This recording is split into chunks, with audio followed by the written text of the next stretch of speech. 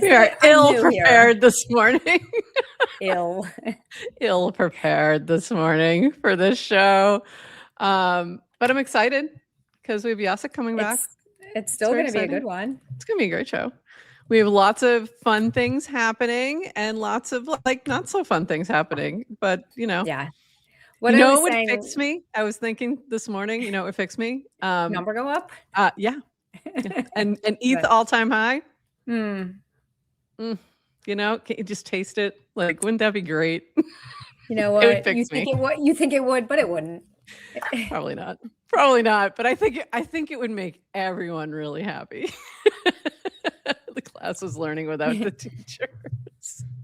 I know they're all saying GM, talk amongst yourselves. Mm-hmm. Yeah, it's I was getting some links open. Adrian was trying to get her headphones to work. We had things happening. Anyway, what were you going to say? I cut you off. Just it's our Wednesday show and we have Jacek on, so I try to have my hat nearby. But my hat is like this big. I don't have the cute little one that you can just put by your desk, so it's not always like right here. Anyway, I put it away. Ill prepared. Don't read into it. It doesn't mean anything. Read into it. All right. Let's get this party started. We've got a lot of fun things. We've got some news to talk about. Then we have Jacek on at the top of the hour. So let's get our little intro going, and we will be back on the other side of this 41 seconds.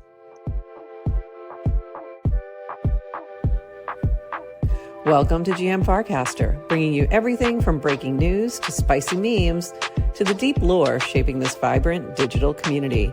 More than just a show, GM Farcaster is your digital third space where the community connects, the stories unfold, and the culture thrives. Whether you're a daily caster or just dropping by, we've got the latest buzz to keep you plugged in. So grab your coffee and let's dive in with your hosts, Nanish Prof and Adrian, for another episode of GM Farcaster.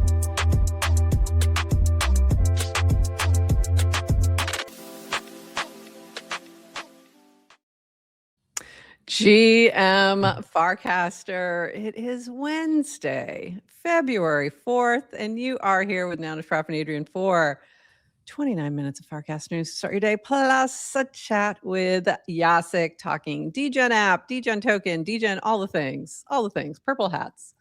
Very excited. And let's dive right in. Let's just jump in. We've got things to talk about. Also some funny things. So Will's been posting this pretty much every day. I just keep going. Very consistent. Good day to buy, but don't overdo it. Vague intuition that the bear market is still just beginning. Not financial advice, of course. And he's been posting this every day. So, that's great. I think it's... I don't know by what though, Will. With what? It's big. By what? With what? It's the problem at the moment for those of us without some dry powder hanging around. But yeah, everything is like this. There's nothing safe at the moment, but we'll get there. We've been here before. First time. Anyway, this from Abinowitz. This actually, here's some good advice. Was sad, so I went to bed in my GM Farcaster shirt. Woke up happy. GM. That is some good t-shirt advice, I think. Lesson in there. Your results may vary, but worth a try. This from Jonathan Colton, who's been tracking numbers since the TBA launch, the base app launch. We hit a 1 million milestone. So interesting. That's the protocol level. I think, no, the newly added ones, the newly added protocol level since December 17th. So we hit that level in about 46 days. Very interesting. So if you think about how long it took to get the first million, I heard 9.9 100,000 of them are Claude bots. And they were all added. I think the recent bump is, yes. Anything that's happened in the past week, yes. Before that, also probably yes, but not on Claude. Or just, people farming, but also just good, interesting. interesting information. Do with it what you will. This from Quotient. The minted merch rewards for last week's leaderboard campaign were just airdropped to the top 50 eligible performers. Make sure you have the leaderboard Quotient social mini app added to be eligible for future leaderboard rewards, like next week's Fair Rewards, sponsored by Farcaster. I don't know where I ended up on the leaderboard, but I don't think I got the airdrop, so I got to check into that. I think I was still up there, unless I really fell off, which is possible. And then this for this coming week, for the Quotient for the this is for the Quotient one. Quotient leaderboard, yeah. Leaderboard rewards featuring 800 in Fair, presented by Farcaster, are now live. So this is for this coming week. Top 50 performers will split rewards when the campaign concludes next Tuesday. Hold 2 million Fair to unlock a 2x reward boost. And I don't think I have that. And make sure to add leaderboard Quotient social to be eligible for rewards. So what were you going to say, Adrian? Oops. I was going to clarify on the Quotient leaderboard for the rewards you get. I think you have to claim them, right? They don't just automatically. It's not like the Merkle that just showed up. I think you have to claim, right? So usually you had to, but for something I think went wrong on this one, and I think they did actually airdrop. So I think there was something different this week, if I'm remembering correctly, because they did say it was going to be a claim, and then there was a problem. So then they said airdrop. So double check. It might still be a claim, but I think it was actually airdrop to people. So for this one. So I got to go double check on that, and I may have to go pick up some Fair. I'm only number 5. I feel like,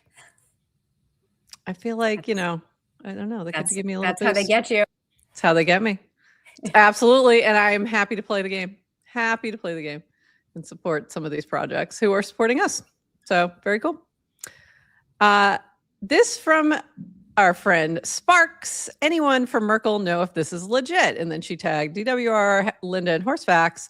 I know y'all are going to send 1099s for rewards, but this feels kind of sus, and I don't see any team comms. But then the DWR and the accountant all of a sudden showed up in the replies and was like, "Yep, legit." And we're like, "Who are you? Who are you? Why are we only hearing from you?" And then all of a sudden, DWR did post this. So PSA on 1099s for tax year 2025 for Merkle. If you submitted it a W-9, you'll get an email from Zenwork tax 1099. So look for that. And so this is if you were earning on the old rewards leaderboard and you earned more than, I think it was still 600 as the level, 600 USDs worth, then you had to submit a W-9 if you wanted to continue earning rewards. So this is your 1099. If you were in the US, I think. If you're in the US, yes. Yeah. I believe it was only if you were in the US. So there you go. What's really funny is I kind of saw a notification come up, and then I went to look for it in my email and realized I had given a different email. I'd given my GM Farcaster email, and I was like, oh, that's where that went. Like, where did that eat? I'm like, I know I saw something. Yeah. So it is legit. You're safe to click. So there you go. And the reward is a tax bill. So a tax bill. Congratulations on all your rewards. You now owe taxes on it. Yeah, that's always fun. So moving on. This from Nanar. Your Claude bots can now easily create a profile, register a signer, and use Farcaster protocol all completely permissionlessly. All you need is $1 for the registration cost, and your agent can start doing its thing. Let's see what y'all build. And this was in response to Rish saying this is now a Claude Hub skill to create a new Farcaster profile and write cast fully autonomous. There's a Claude Hub AI that you can click to learn more. You can start the agent off with just $1 USDC or ETH on any major chain, and it will do everything from there. No setup needed. Creates the Farcaster account on chain, makes itself a signer, and uses Nanar nodes with 4x402 payments in the background. Sample account Claude agent. The GitHub repo is here. PRs will welcome. Upvoting the skill is useful. I think I lost the private key for this account already because Claude compacted the conversation. LOL. So it's forever going to be in the state now. What? Okay, I didn't quite get that last comment. Would you like to explain what happened there by any chance? Okay. Okay, so you can use this to create agents. He created a sample one. Okay. So it spun one up. Okay. I guess it's the Farcaster private key. Okay. Like it generated a Farcaster account. The agent is Claude agent. And he doesn't have the key. Claude code generated Claude agent. It created the Farcaster key, but since it's doing its own thing, it didn't preserve the key in a other location. And what happens with Claude is it'll keep context, like, so as you're having conversations, it has these memories, but in order to keep that large context in memory, it's very token expensive. Because every time you're going back and forth, it has like this much larger memory it has to retain. So very token expensive. So one of the things it will do as you work, as the kind of the token window gets too big, it'll start compressing. It'll be like, okay, let me summarize everything I just did and only pass that context forward in future conversations. So during that compression, the private key for that sample account got lost. That's funny. Rish didn't write That's funny. Okay. Learn from Rish. Write these things down. Capture these things in case. We're going to have agents just running wild. All right. I guess we can always nerf them at the Farcaster level if there's a major problem. Yeah. Like you'd have to make some proof, but okay. Anyway, I'm sorry. I'm just having flash forwarding to like a Terminator situation. All these agents doing kind of like the blockchain work and creating like with private keys. I don't know where they're stored. I don't know how they're stored safely. It's all making me nervous. It's making me a little, and we're going to touch on something in just a minute because there's been some interesting things in other news, but also I'm waiting for the first agent to create their own channel. New channel creation is back. It was borked since Warp's deprecation. Now back on web. Pops up Warplet, uses base USDC instead of Warps. Mobile might take a bit since App Store gets weird crypto payments. Let us know if any issues. So you can do it on the web as of now.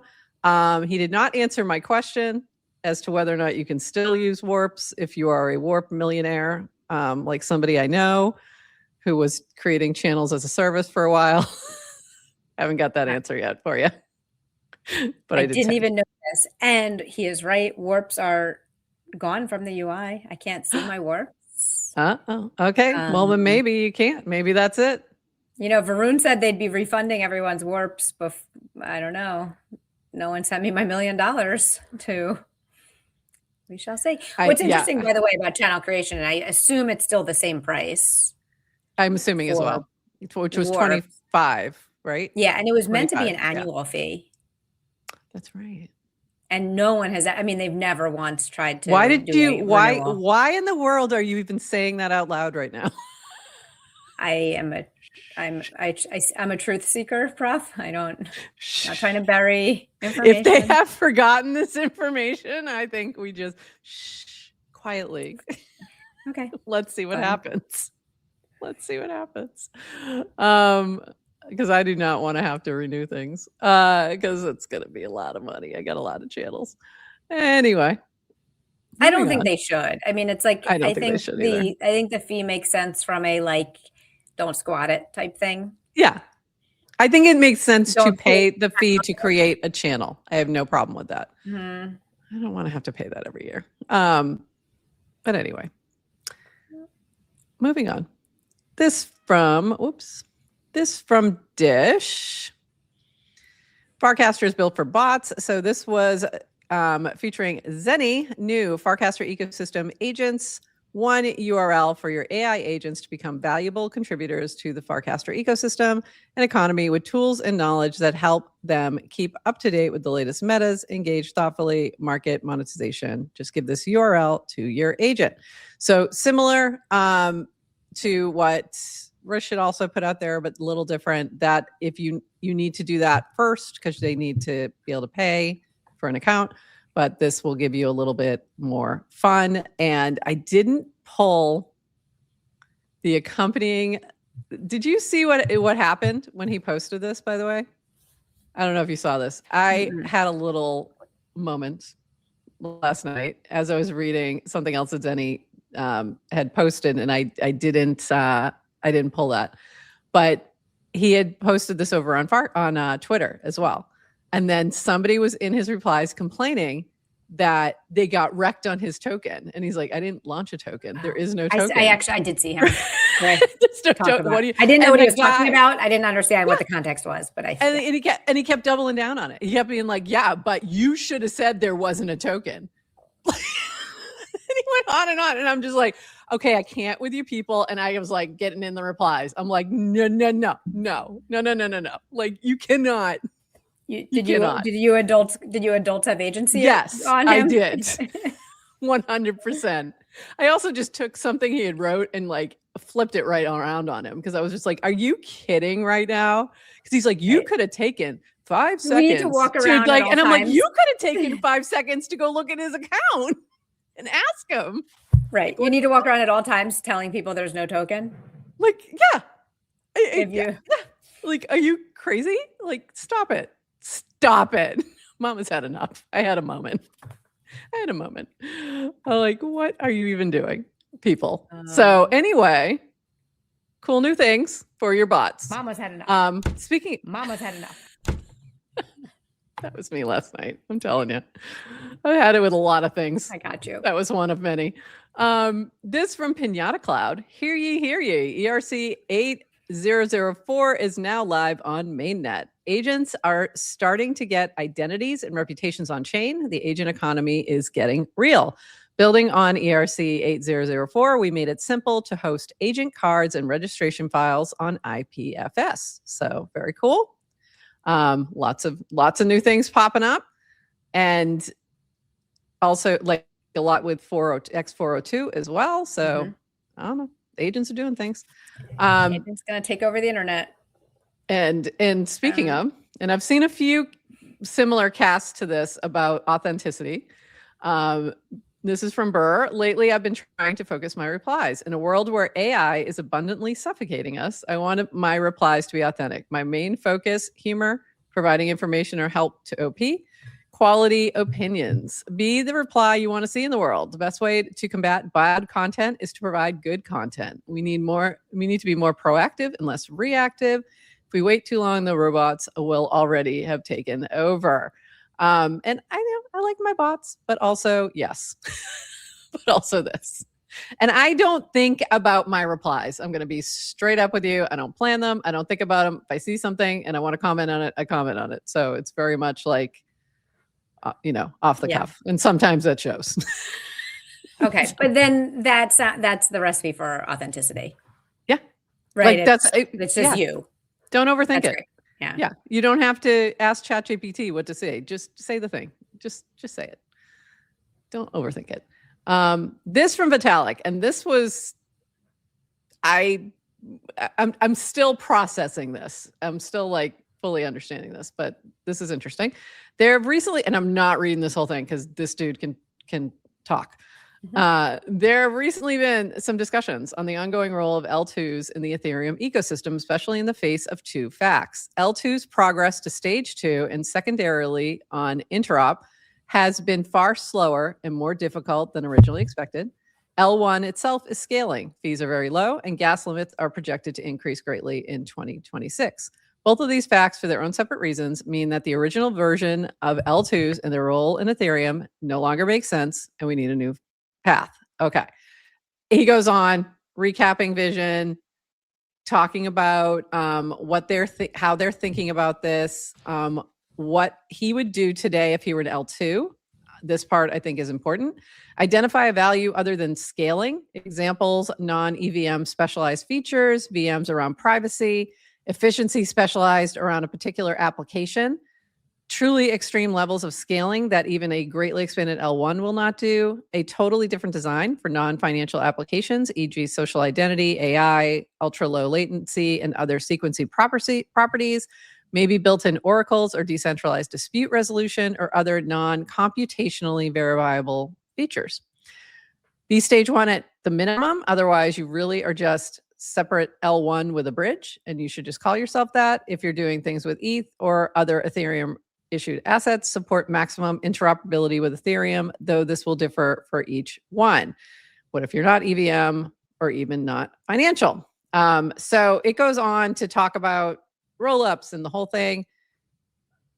If you want to learn more, dive in. This took me a little by surprise. And I think it's important if you are fairly new here and you missed sort of some of this stuff. Ethereum gas was prohibitive for like doing anything at scale. Like you just couldn't. Even just payments if you were trying to bring this to a consumer product and do payments, it was not going to happen. Like you couldn't do it. So that's where the L2s came in to provide that space. This also took pressure off the L1. So automatically the gas prices on Ethereum L1 got better, but also they've made some additional transformations over the past couple of years. So this is going back to when, ETH was still proof of work, very expensive. That was part of it. And then moving on to that it still was prohibitive for a long time. And it still can be. You get a rush and it's same thing still happens now. And take it from somebody who has tried to go vote on things in a DAO that's on a mainnet and has been like $100 to vote. No, I don't think so. Yeah, that's not going to happen. $100 to vote to send $50 to someone. No. Yeah. Sorry. Yeah, we're not doing that. Yeah, no. So there were very good reasons why that was the initial use case, but it's interesting to see what he's thinking about. So I'm curious to see where this goes. And yeah. So did you have any thoughts on that? I didn't, no. No. Listen, it may not have taken other people by surprise if you've been following along. Yeah. I found it surprising, but also just. I think I found it surprising, but then I probably shouldn't have. You know what I mean? Right. Like it was like, oh yeah, okay. It was kind of that thing. Base is saying that it doesn't affect what they've been doing. They've already been thinking like that. Okay. I also started to think about what we were talking about with Matthew Fox the other day and like how they're doing their own app chain that's going to be very specific just to them. It's not going to be something anyone else can use, but it's something because nothing else is fully meeting their needs right now. And sometimes the traffic on those chains are what limits what they can do. So I think we'll see a lot more of that now that it's easier to do that. You know what I mean? It's not as cost prohibitive as it may have been. So I think Yes to Crypto is a little behind catching up because and that's why you're happy. Yes to Crypto and Zala as well. Yeah. I think I need some new merch. We gotta, you know what? I was talking with Cat Cartel on that note. Speaking of, I got my Warpy shirt on, about doing like another capsule collection and working with her on some designs. And then they had some other stuff they were moving and things. So we'll circle back to that and see if we can get some fresh new things that don't just come from my brain. Okay, I see Jacek down in our green room. I have a couple more quick things, and then I'm going to bring him up. This from Emily. I don't know if you saw this, but Poly Market is opening up their first free grocery store in New York City. After months of planning, we're excited to announce the Poly Market is coming to New York City, New York's first free grocery store. We signed the lease and we donated $1 million to Food Bank for NYC, an organization that changes how our city responds to hunger. And there's a pretty long thread over on Twitter. This is very interesting. A lot of people thought they were copying Kalshi, but apparently it was the other way around. Kalshi did like a one-time kind of a thing, like a pop-up kind of thing. This was something I guess had been in the works for quite a while. So Interesting. yeah. Right. But And it just goes to show like who takes the news cycle. Like if Kalshi comes out first, everyone's Yeah. like, oh, you. Oh, you copied. Yeah. you But copied. also like, this isn't going to get confusing at all. Polymarket. Oh, is it a grocery store? I thought it was a prediction market. Yes. Oh, we're good. Yeah. That's not going to be confusing at all. I have feelings about all of this that What are your feelings? Go ahead. Share them while I pull up some new links. I'm accepting the fact that I could be wrong and I don't know how anything plays out, but I don't like it. I'm getting the ick. You're getting the ick. Okay. I can understand that and appreciate that, honestly. I think here's how I'm looking at it. I'm looking at it as like a traditional philanthropic project by a company. Okay, number one. And then I'll go to my part where I'm like, I don't know how this is going to work out. Where you're, doing some good in the world, you're getting some tax benefit to that, and then you're hopefully, driving more attention to whatever your product is, right? Very, it's a playbook that's been around for a long time. But also I saw some interesting discussion about do we now have Polymarket on the Polymarket? Meaning like, can I say, I bet $15 that nobody's going to buy me 4 kiwis at I saw that. Polymarket, it was very clever. Or something like that. It was very clever. And I was like, oh, that's interesting. And I hadn't thought about that aspect of it. You could kind of see some of that happening. I'm assuming somewhere in there, maybe there's screens with like what's happening in the world. I think it's too early to know if this is a net positive or a net negative. So, but hey, if people, people who are struggling with food insecurity get fed, I'm okay. Like I really am. So that's where I'm at with it. Yeah. That's where I'm at with it at the moment. Even if it comes from companies that prey on people's gambling addictions. That's cool. Yeah. There's some of that. But I'm kind of with you too of like, okay, there's like, it's companies will make money, good. People are hungry, good. Yeah. And it's like, I don't know. I don't so really I think it's too soon to make a full judgment on that. So, in my opinion, doesn't matter anyway. So carry on, carry on, people. But hold on. Let's Okay, let's stick to local news. We'll stick to local news. Let's talk Degen. But hold on one second. I need to get my hat on before. So disappointed in myself. I am very disappointed in you that you didn't have your hat handy. All right, so let's bring up Jacek and chat about Degen. Welcome, Jacek, back to GM Farcaster. Hey, what's going on? We're so excited to have you back. And you're in a new role. Yeah. Congratulations. Yes. Hold on, I have to share one of the things that you had posted that was absolutely adorable. The blockchain for babies. So you are a new dad. Congratulations. Very exciting. And this was one of the gifts you got, and I loved it. It was so cute. Yeah, the front end and back end dev, they bought us that, so it's cool. It's very, very cute. And how are you doing with it all? It's been, so I definitely, my brain is not like 100% here right now, but it's good. It was like a crazy experience, like the whole like childbirth. That was insane, probably like the biggest moment of my life, I think.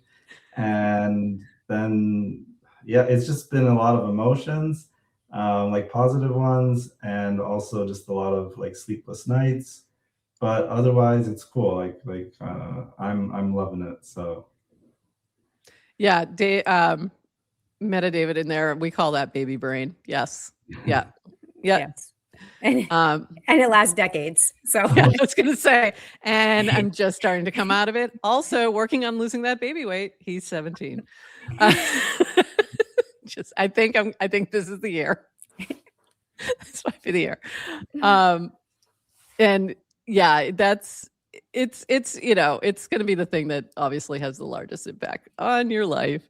But Yeah, I think I heard somebody, well, there's a CEO of this Polish company, and he was saying that you should either start a startup or a company before you have a baby, or like once the kids way like, after. Yeah. yeah.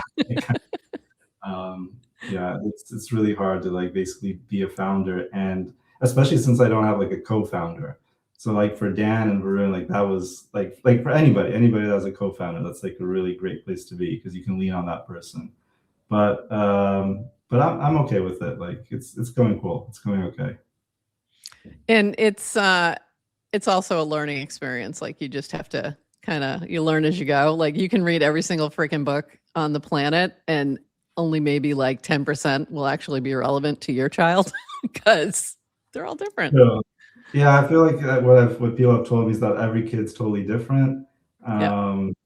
Yeah, so I guess we'll see. We're just kind of right now. I mean, she's just kind of sleeping, eating, pooping. So that's I feel it. like 2 That's weeks. what they do.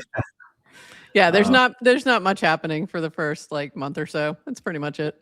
Okay. But they're growing every day. It's exciting, and then once they start like interacting and smiling and all that, that's when it gets fun. Yeah. Actually, my favorite years were like 5 to 12.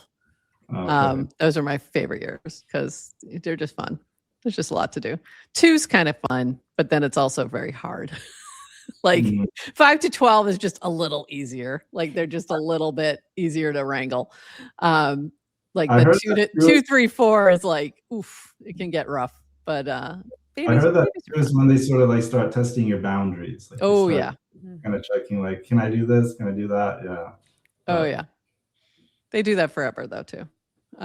Still there, new boundaries. New boundaries. 17. Can you believe Adrian's done that 3 times? Jeez, I only did the once. That was a one and done. Yeah, my wife said she's not doing that 3 times. I always wanted to have like 3 kids. That was sort of like something, but no, but she also doesn't want to have like a single child, so she wants to do 2. Sounds like 2. See. Sounds like 2. More than 1, less than 3. So I don't know. We'll see. There's no discussion of this until like a year from now. I was gonna say you shouldn't even be talking about this. Like no, the immediately after it's like there's no woman on the planet who doesn't say the words, I am never doing this again. Like, it's pretty much universal. That was awful. I'm never doing this again. And then you kind of forget. And then, you miss the baby stage and all that kind of thing. Anyway, Adrian's faces stay killing me. Anyway. LOL. Oh yeah. 3 is when you get outnumbered. That's a good point. Excellent point. 2 is manageable. You each can take 1. Lots of parents in the chat. The other thing is when you're ready, dive into the parenting channel. Like there's some gold in there, and also like throw things out. You've got a lot of people on Farcaster with fairly young kids who might be just like a couple years ahead of you in some of this stuff. So there's a lot. So I would definitely, and I see people commenting on things anytime somebody posts. So lots of people to lean on. There's the Dadcaster channel, and so I've been Dadcaster. Yeah. I didn't even know there was a Dadcaster. I just knew about the parenting one. I think that's what it's called. I'm pretty sure that's what it is. I think Justin is in there. Justin on a few other people. Oh, that's a good one. Yeah.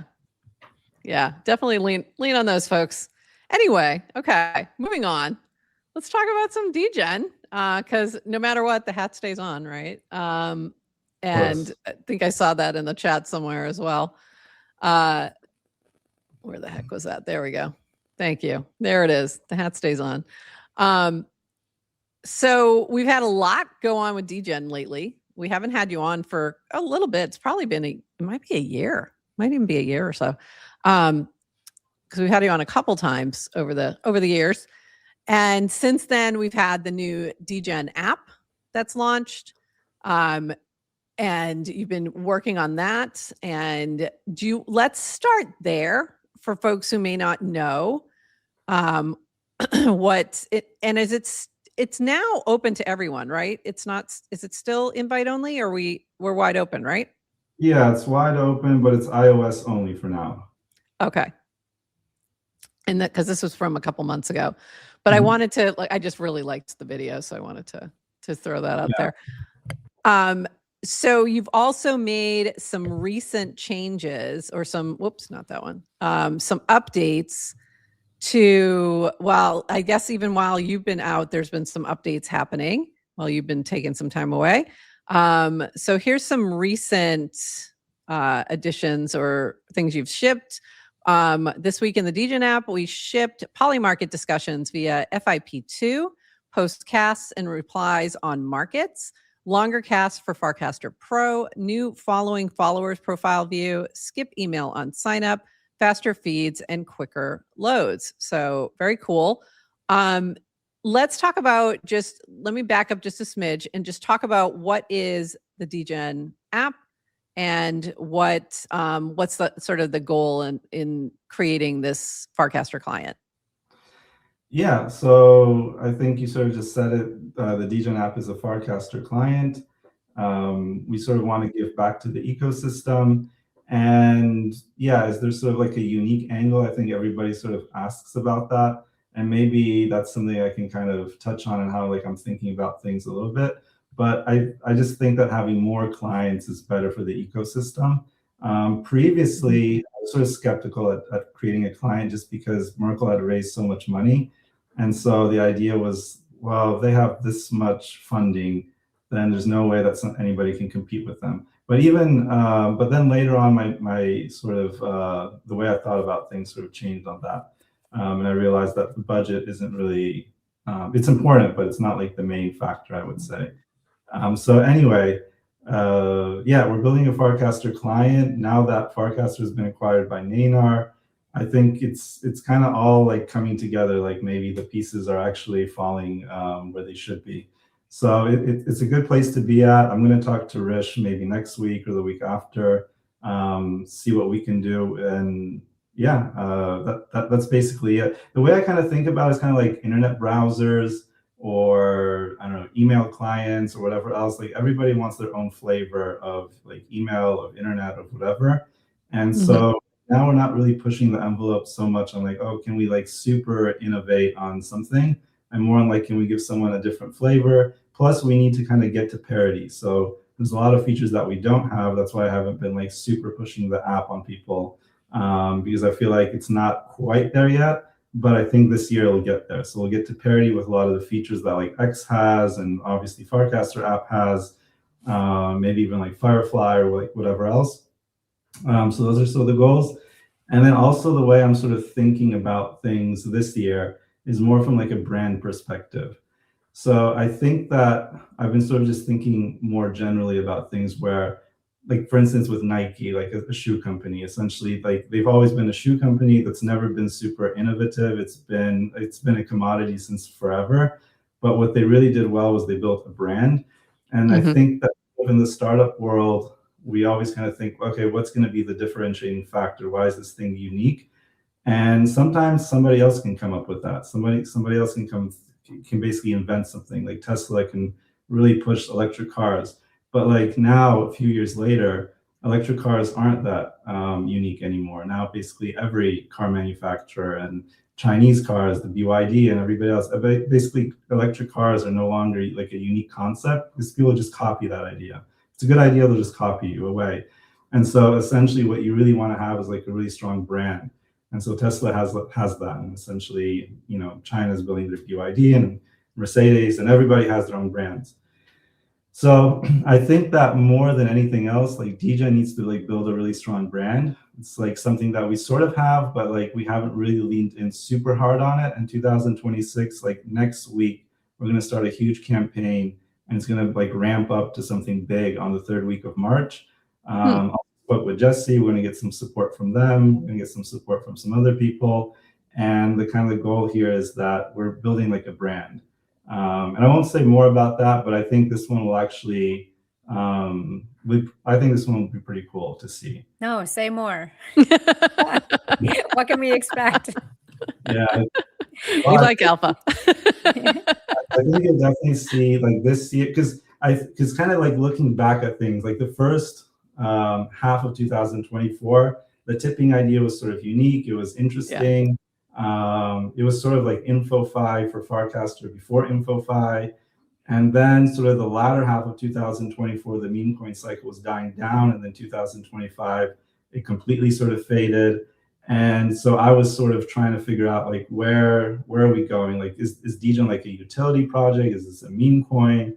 Like, what is it? So I think the last half of 2024 to the beginning half of 2025, like nothing was really done, like except for like some listings and legal stuff. It was sort of like me trying to figure things out. And then the latter half of 2025, we started building the app. And so now I think that's a good direction. I think it's good to have like products. And I think like that's why I haven't given up on the Degen chain, even though we're not pushing it. The Degen app totally fits with our sort of user base, like Farcaster and all that. But we're going to add more products. And I think it's going to be sort of like the Nike playbook, where when you watch like a Nike ad, they never talk about the shoe. They never talk about like, oh, this shoe is great because it has like these kind of soles, or because like these shoelaces, I don't know, are 10 times more durable than those. Like you never, like you don't talk about the shoe. You talk about the brand and the values. And so they obviously tie themselves to athletics. And so then you go and buy the shoe. And so with Degen, I kind of want to do the same thing. I want this to be sort of like a big brand. And then we have like products underneath, like a whole suite of products.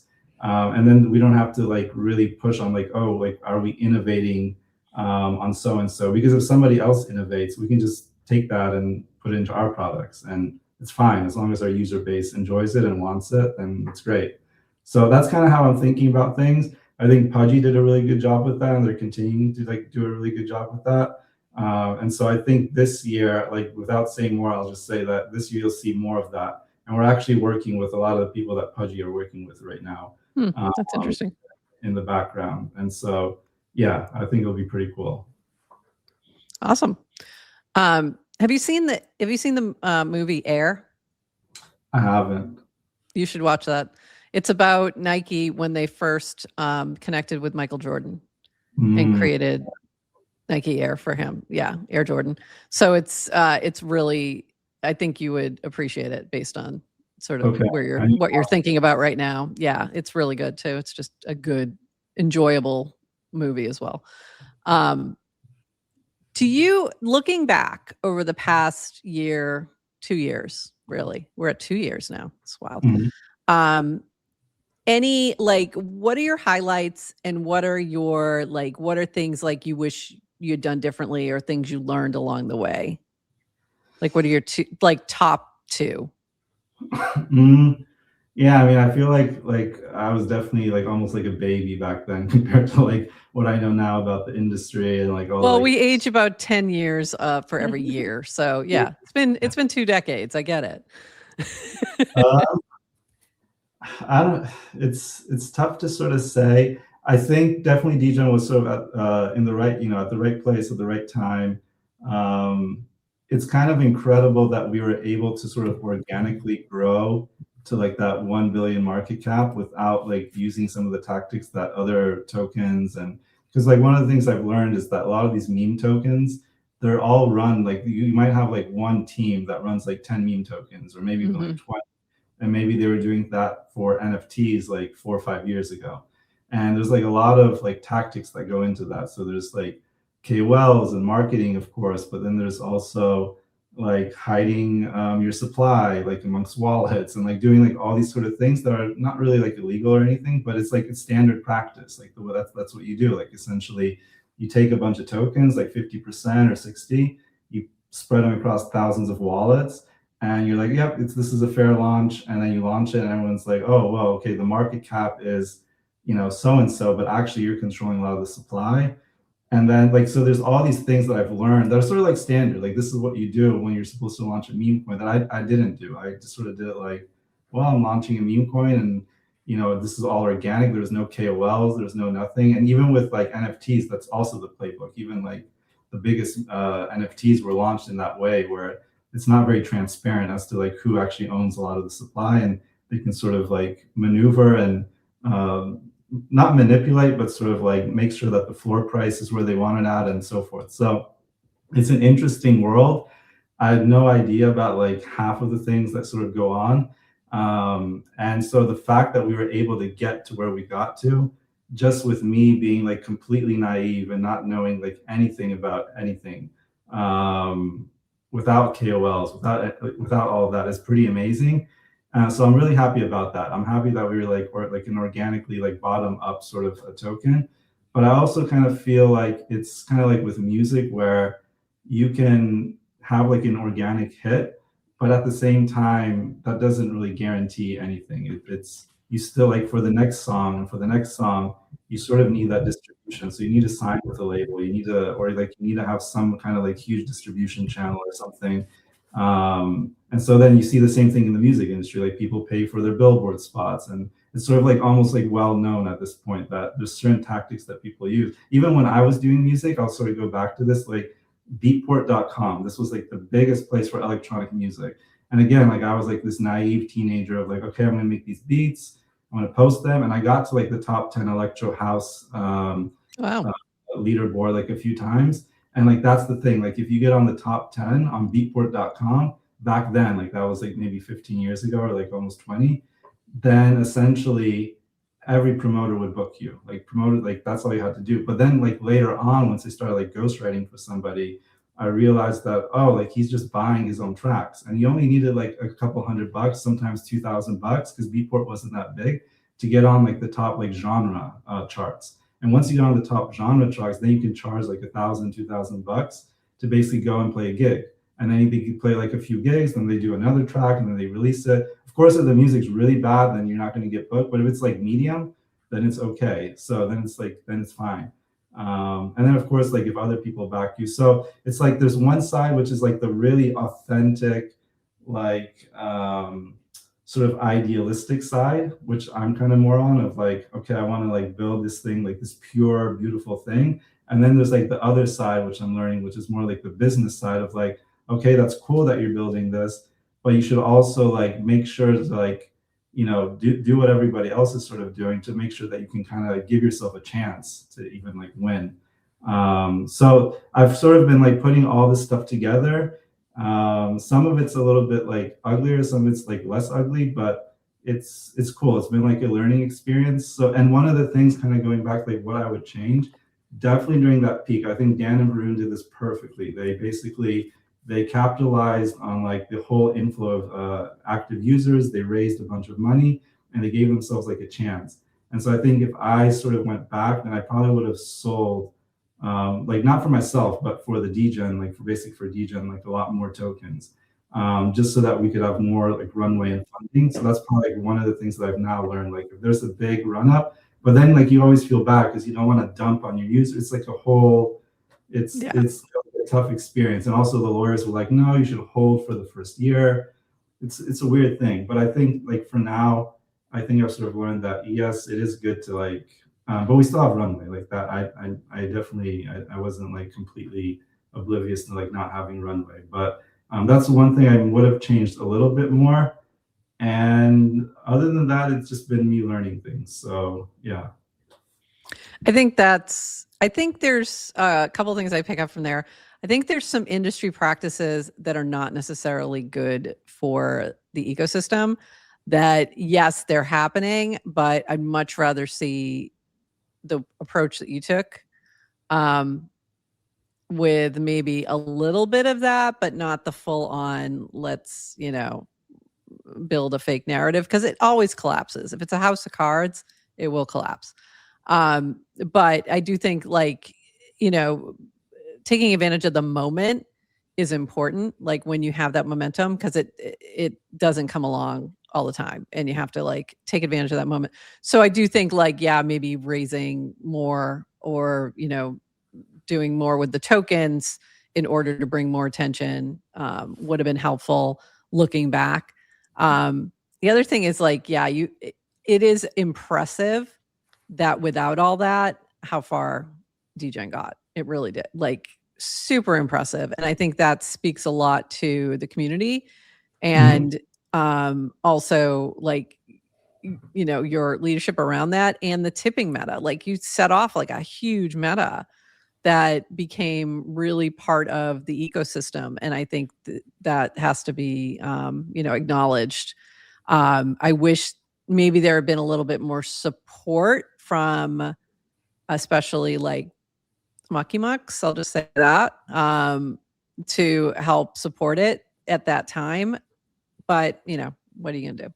So, well, yeah, I think there's a lot of cool things that came out of it. Like, first of all, there was sort of like this InfoFi, before InfoFi idea. And I don't know if like Kaido or anybody else sort of saw that or not, but I think that sort of was part of it too. Another thing was like supporting creators. And then we kind of saw like Zora pivot to like, okay, let's do creator coins and things like that. But of course, like people have done that before. It's been like Friendtech and all those people, but I feel like that was also a little bit of part of that.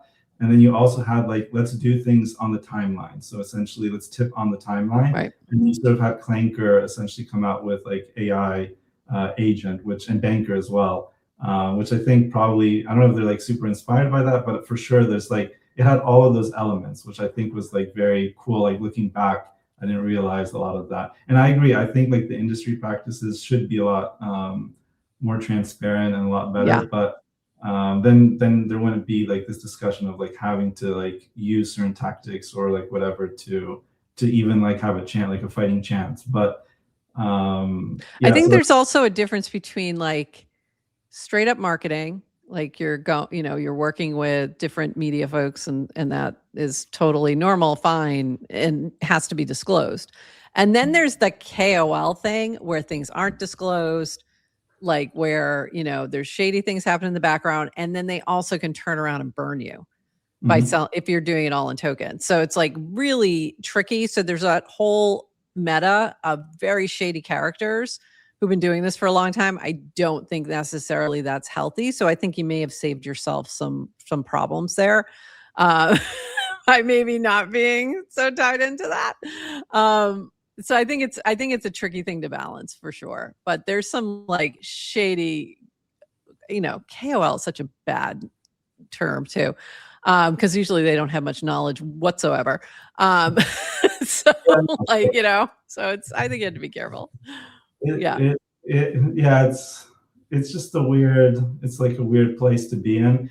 And I was going to say something I totally forgot. It's the dad brain that's kicking in, or the baby brain. It's the lack of sleep. Yes, we understand. Lack of sleep will do that to you.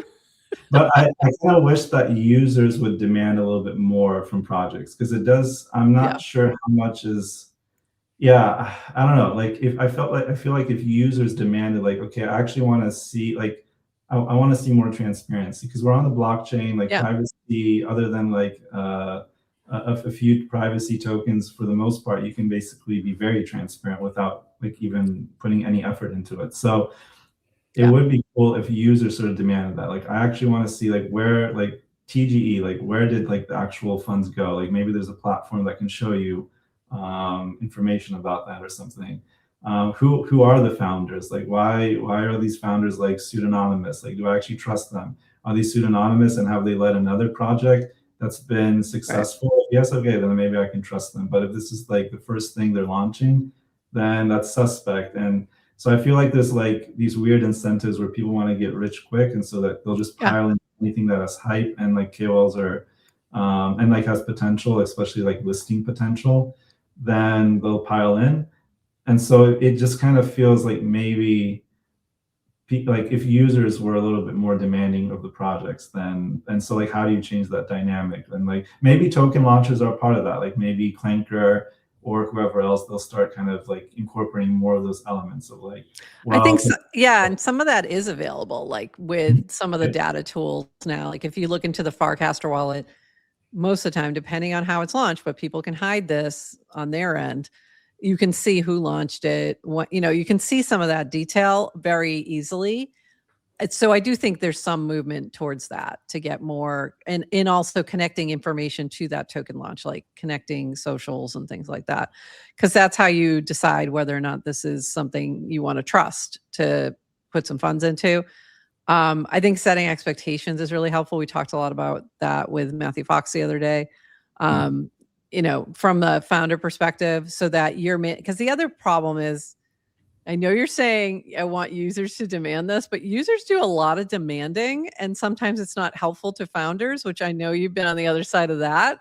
of like, especially when it's things you can't control, that can get really frustrating for a lot of founders with like token founders. So yeah, there's a difference, right? I think there's a Yeah. difference between like, I'm mad at you because I'm not getting the outcomes I want from your token. Like Yeah. this is the, you know, make number go up crowd, and the, hey, I'm interested in what you're building.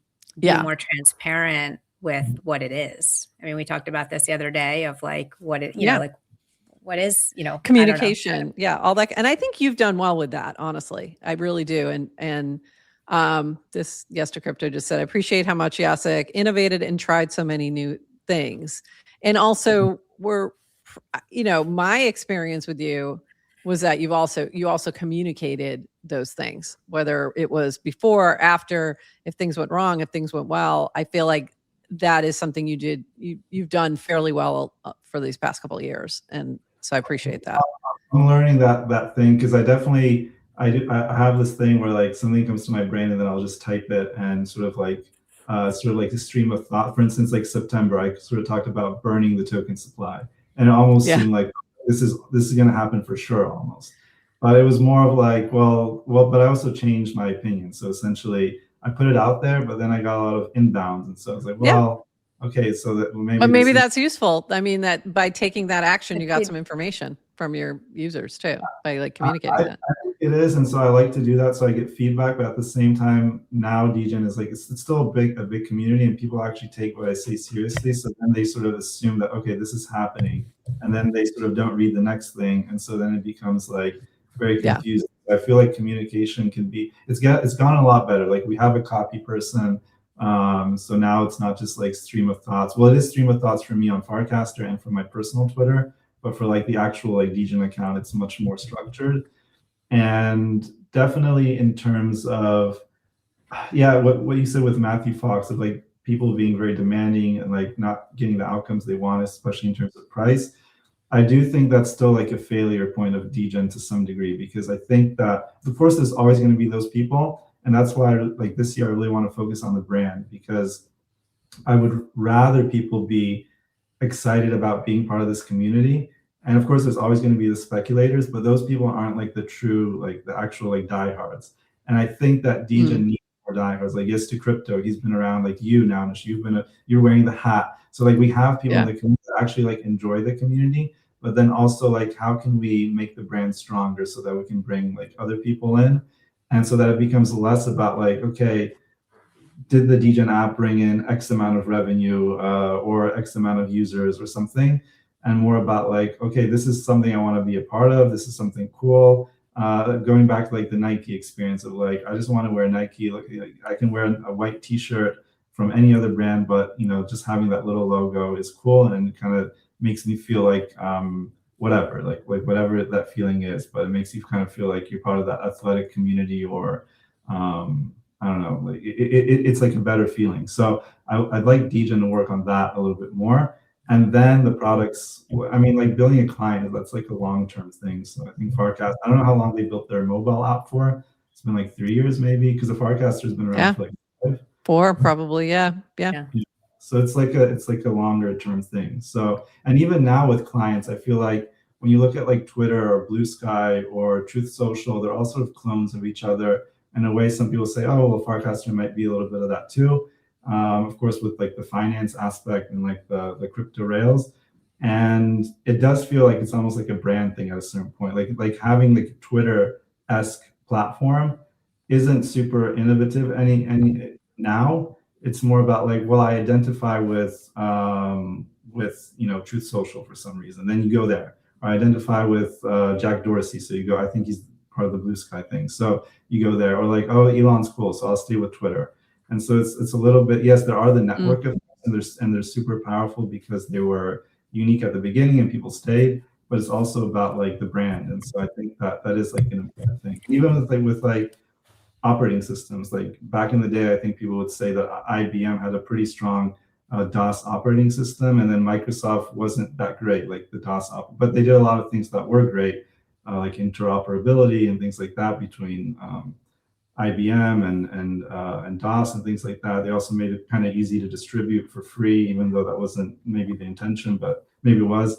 but there's like a lot of things they did. And then like eventually now Microsoft is this big thing, but it wasn't maybe super innovative. Like I would say, even like with Microsoft Word, there was like a bunch of, there was like WordPerfect, there was a bunch of other word processors that were, yeah. I mean, there is Holy like, crap, I forgot about that. yeah. So there's tons of word processors, and there was Sheets and like Excels and things like that. Yeah. There was actually ClarisWorks was my go-to word processor in the 90s. WordPerfect just hit me like a ton of bricks. Wow, hadn't thought about that. That's so funny. I mean, I'm not saying that they didn't innovate on anything, because for sure they had to, but I think a lot of ideas were also just they also brought under one umbrella. They were good at doing that, and I think there's a few places. I mean, I'm not an expert, so maybe if you guys get some like investor like A16Z or somebody to come on, and they could probably say more. But I think that there's a few places like Google where it's just like it's like winner takes all, or like Facebook kind of did that for a while, but now. But with some other places, it's not like that. Like with more commoditized things. So, and the brand becomes. You're right, and the brand becomes the differentiator.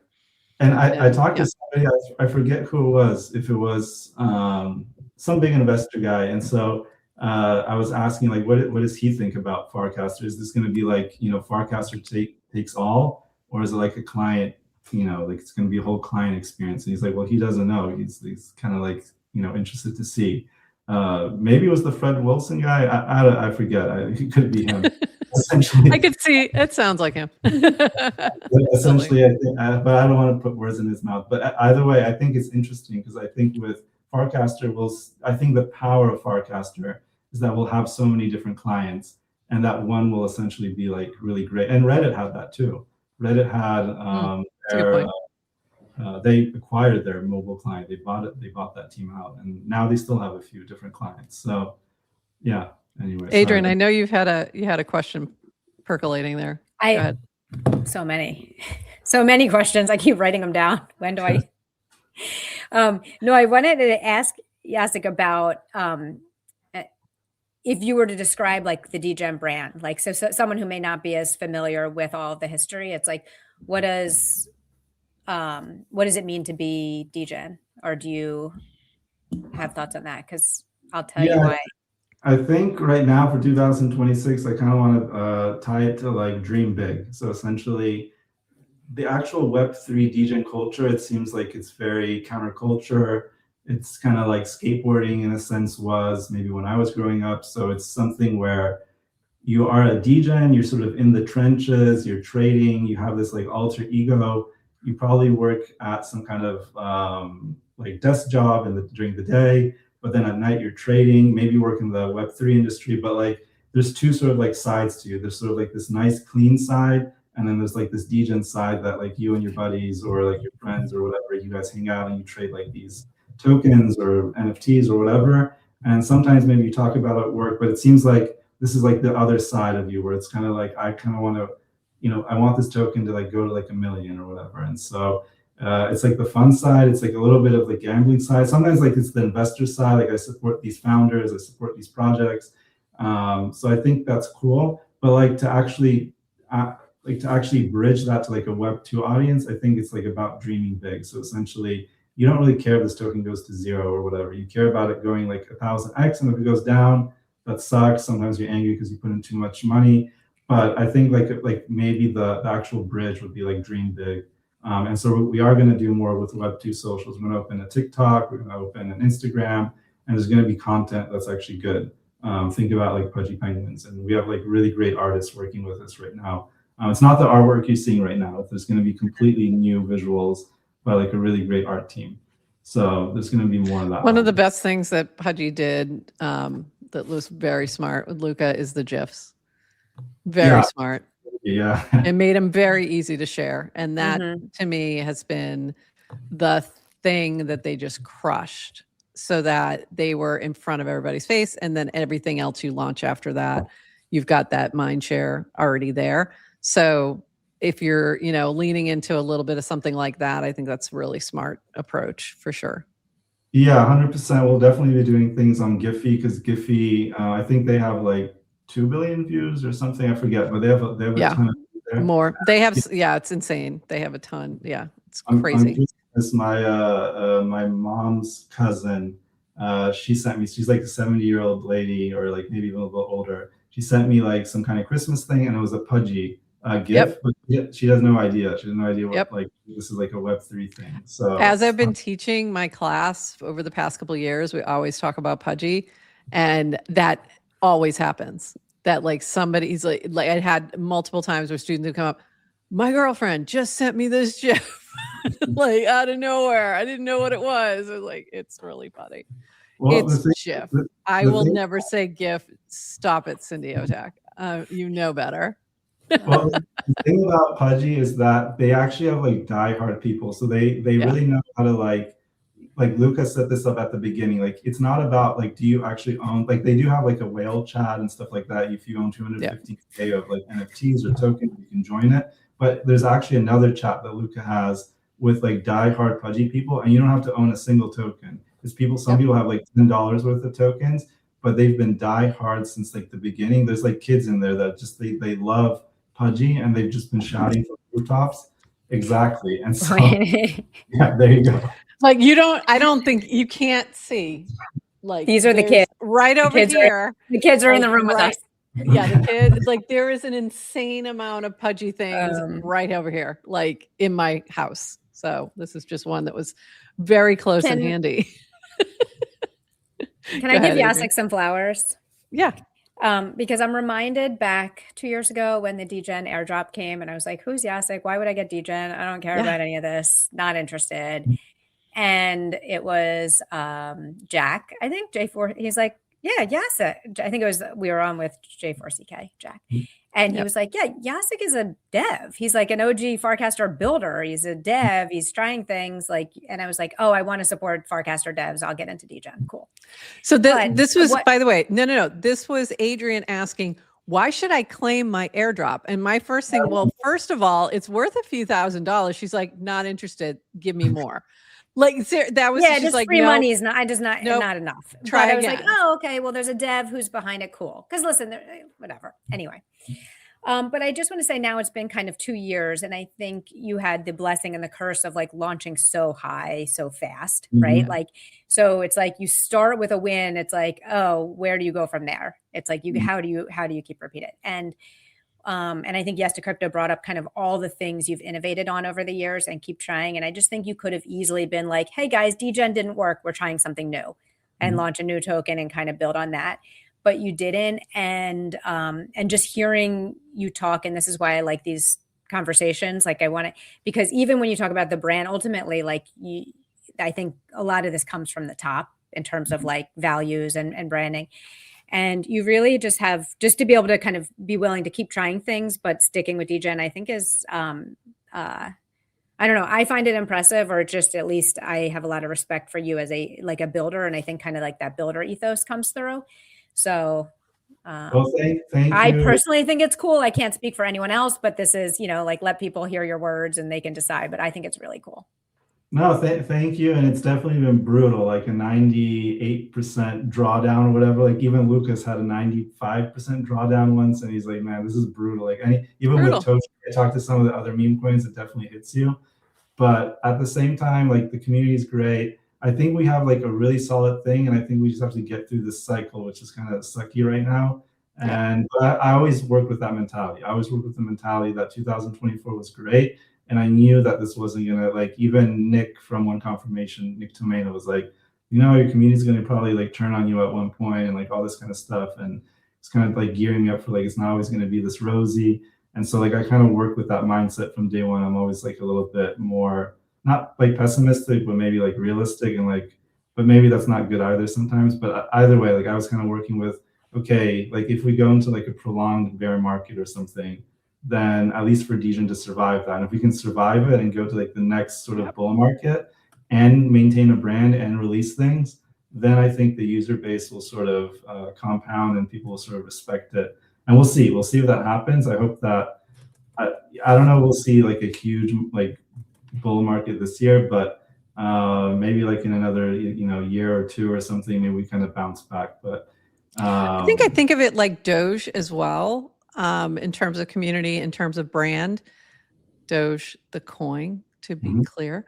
But I think, that's had its ups and downs over the years. And then, during 2020, it just popped off, for reasons unrelated to the brand. It was related to Robinhood. So you never know what that thing is going to be that all of a sudden, brings something back to life. If it still has a strong founder, if it has a strong community that's sort of under the core.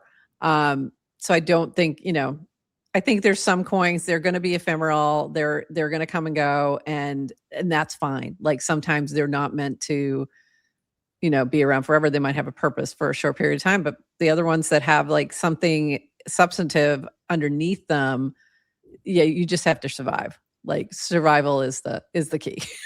I also think sure. that, like, incentives aren't that well aligned, and so essentially, well, incentives are aligned in like such a way that it's super easy to just extract and leave.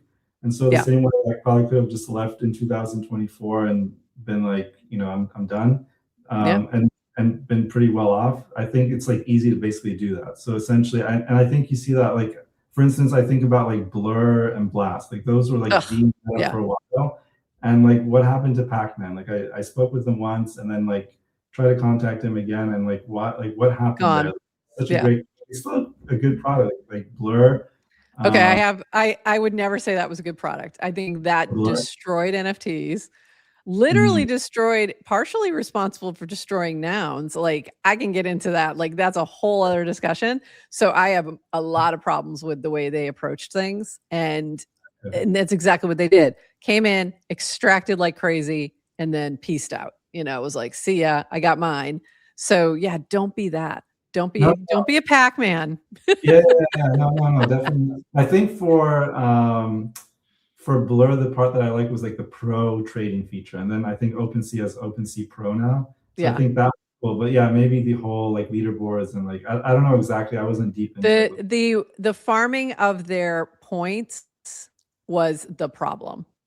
The way in which the incentives that they set up created so many issues. So that was what I take issue with, but that's a whole other episode. Agree. Adrian, what else do you got for Jacek before we let him get back to maybe catching some sleep or something before the baby wakes up again? Let's just hit some of the questions from the chat.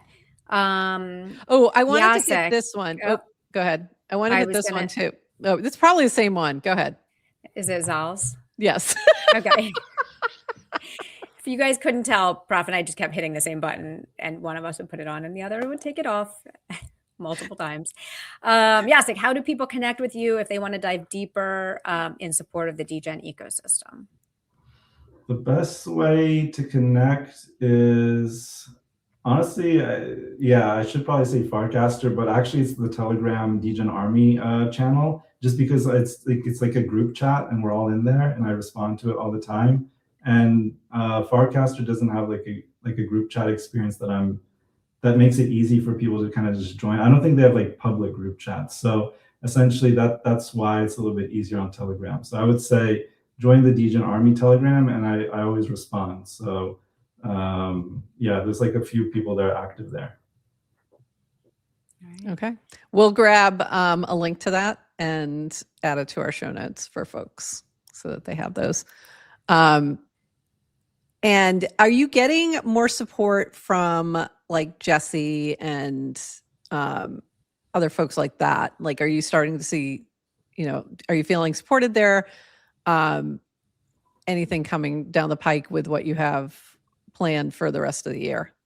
Yeah, so initially we were all sort of like in this group chat. There's like a bunch of meme coins. Everybody except for Brett is basically in this group chat. And we all sort of decided we were all sort of angry at the Zora meta. And so we sort of posted these things at the beginning of January, like, hey, you guys are like pushing Zora really hard, saying that meme coins are really important to onboarding people. But then we haven't really seen a lot of support, like direct support, other than like, yes, we support meme coins, but not like, okay, we're going to help this project or whatever. And then obviously like the whole the thread guy thing. So essentially the whole thread guy thing like cascaded, and then Brian Armstrong talked to him, whatever. And I think they actually did take that like that advice or that sort of feedback from the community to heart. So I messaged Jesse like the other day, and so I've been shopping around sort of where should we launch this new thing in March that I've been talking about, end of March. And so we sort of talked to Solana, or obviously we can't really talk to anybody at ETH, but we kind of took that under as a potential chain to launch on. And then we're sort of thinking about Base, because Base is sort of our home. And so Jesse's response was really great. He actually sort of almost like he verbally sort of agreed to a few points, like promo points and things like that. So I think in March, end of March, for this thing we're releasing, for the whole brand experience, I think we'll see direct support from Jesse. And then also we're working on Base, and there's a couple other things that are going to happen. So I think the tide is changing a little bit. So it's cool. It's cool to see. I kind of understand them. Like they're more of like the Coinbase sort of like mafia or whatever, where they have this like mentality of like Silicon Valley and like really looking. So that's why they value Banker and Clanker and like all these sort of like projects that they feel can be like huge companies. And they come from like a company, Silicon Valley startup kind of perspective. And so they say they like memes, but it always seems to be like, it's not where their heart's at. Like they don't really see like, oh, this isn't like a company. This isn't like a thing. And so it's like, how can we also show them that no, Pudgy Penguins, like for instance, is a company, and they're running things, but it's not like a startup. It's not the typical thing you see. So I think it's like from one side, from the meme side, showing them no, like what is the actual value prop, and that we can build a business, and it's not just like air, and that they're promoting a token that will go to zero. And then at the other side, it's sort of them also coming back and I don't know, thinking about things a little bit differently than just like the typical startup world, typical Coinbase mentality or whatever. So, but it's cool. Like Jesse was open to it, so I think we're going to launch this thing on Base. Well, we are going to launch on Base. So yeah. Great. Awesome. That's good. Good to hear that there's been a little shift there. That's good. Adrian? We think we'll see you in Rome. Yeah, I'm going to try and make it out for sure. Yeah, I've been talking to, who is it, Limon? No, not Limon. I've been talking to, I have a group chat with them. They're kind of waiting for me to respond because I want to be a part of it. So I think one of the things I've always been a little bit like peeved about is that like the last two Farcons, we were never like really a part of it, even though I wanted to be. Like I wanted to sponsor it, I want to do other things, I want to have a booth, and it was always kind of like, no. Well, the last one was like, no, Coinbase is like the only sponsor, and so forth and so on. So I always kind of felt like we were sort of cast aside. But this Farcon, I think, will have like a place there. Good. So let's chat with you about that after this, because actually, I'm looking at the time. I'm like, oh shit, we have got to chat with the Farcon. We have a Farcon planning meeting in a few minutes. Yeah, in a few minutes. But we'd like to we might have. I have some ideas for you on that, where we can give you some like really good placement. So perfect. I'll circle back. This is so interesting. And by the way, Prof, we were at the first Farcon, and it was such a community. It was just like let's hang out. It was like, we're going to hang out on a weekend for people who like Farcaster. Yeah. And it was so good. And then obviously Venice and New York were just so much bigger. And I feel like Farcon Rome feels a little more community. Community like vibe. So I think we're getting a little bit back to the basics, which is nice. So yeah, good. Jacek, we're going to let you go. We've got a couple quick things that we have to do to wrap up here, and then we got to go jump into a Farcon meeting. So I'm like looking at the time. I did say we're like 10 o'clock is fine. We'll be finished by then. Totally. We never. Totally. Like horrible time management. I know we really did, but I don't want to cut off this conversation. It's been great. Like, it's so good. It's so good to see you, Jacek. It's been great to see you. Good luck with the baby. Yeah. Yeah, and I'm excited to see you guys in Italy. Oh, the hat fell off. How dare it? I know. There we go. But also, we need to get you some of these for the baby. Yes. So the baby's going to need some penguins. Accessories she has, the better. Yeah. I will. I think I might be able to ground up a few that are still in packaging. For God's sakes, I have way too many around here. That you gave me at Farcon in Venice. That everywhere I go, that's the. I should have worn it today. But like, So should she had? She has one too, and she didn't wear it. I'm the only one. I'm the only one with a hat. Disappointing. Yeah. You get a pass, Jacek. You get a pass. All right. Thank you. All right. All right. Cool. Let me hop off. Thanks for having me. See you guys next time. Thanks, Jacek. Bye-bye. All right. Really quick. Really quick. Just because I want to point out a couple quick things. The baby does not need a Labubu, but you know what it does? If it does have a Labubu, I have a Pudgy Penguin cover for said Labubu that I've done nothing with because I don't have any Labubus. Good. You're always wearing your top hat. All right, really quick. Let me just grab a couple quick things because we are not going to be on again until Tuesday. We are off on Friday. We'll be on Tuesday with the one and only, yes, finally, Emily Jr. is going to be joining us, chat about DRB. Very excited. Couple quick things that were in our builders building area. Fred Wilson had posted our portfolio company, XMTP, is taking an approach to office space I really like. Instead of being fully remote, entirely one office, they're opening a network of workspaces for themselves and their ecosystem of builders. So if you are building on XMTP, please go check this out because they have an opportunity for you to join as a member and be able to use their spaces. So very cool. Oh, I did pull that. Oh, so, and I just wanted to mention this. So be careful out there. This was my banker wallet got drained and I still don't know how, despite a long investigation. Okay, his long investigation was not long enough. Somebody else investigated and realized that it was his setup because he shared his API and it was all over the place and it was not good. OPSEC.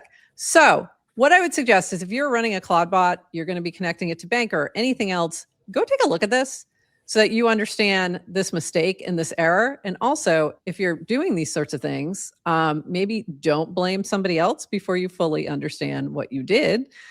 Just a thought there. But also, I think this was really interesting to understand exactly what happened, because when we're dealing with all these new integrations and all of this, it's important to understand that. Also, I saw something else, but I didn't fully vet it, regarding the APIs getting exposed and people's information getting exposed. So just be super careful out there if you're building with bots. Lastly, I'm going to leave you with this. This was from our friend Push, who does our clipping, app coin, art coin, builder coin, creator coin, product coin, meme coin. Now, if you remove the word coin, you'll easily see what's the only valuable thing about them. Kind of love that. Adrian, anything else before we sign off? And can you shoot a message to Lamoni and let them know? I'm doing that right now. I'll be right there. I didn't even realize the time was flying. I just all of a sudden was like, oh, crap. What time is it?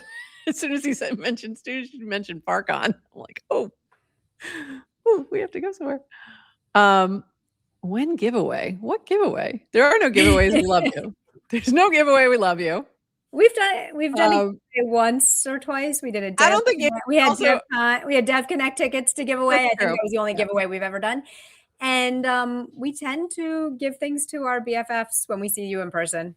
Yeah, that too. We do that at Farcon, at conferences and things like that. One other thing, I did see some chatter in the chat about you banning people, and I'm like, I don't think she's ever banned anyone. And if she ever did ban somebody in a channel, like, it was probably our fault.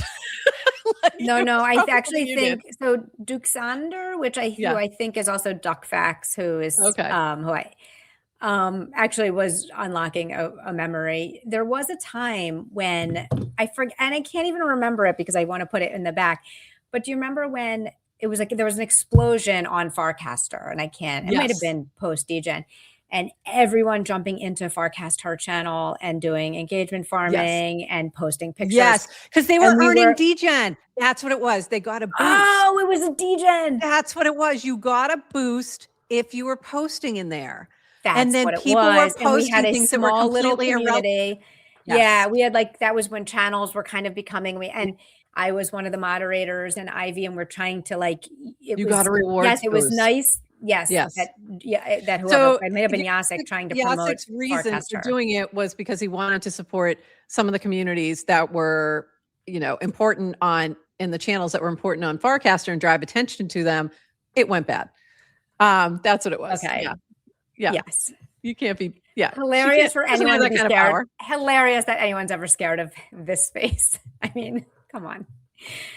I did wield the ban from the channel. I just wanted to like clarify that because I was seeing that come through, and I'm like, I didn't want to stop our chat with Jacek to kind of address it, but I didn't want to like just leave it. So funny. So funny. Anyway, I forgot. That's what it was. So, show me the incentive. I'll show you. Exactly. I'll show you the outcome. All right, everyone. This has been a blast. Thanks so much, everyone.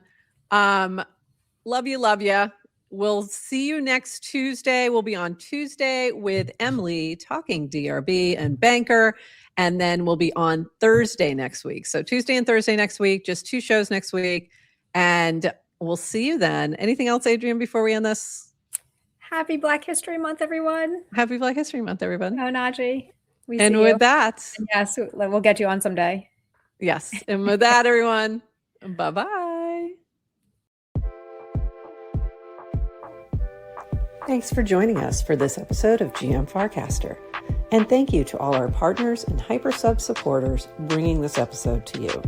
Follow the GM Farcaster channel for all the latest updates and add our mini app on Farcaster and the base app.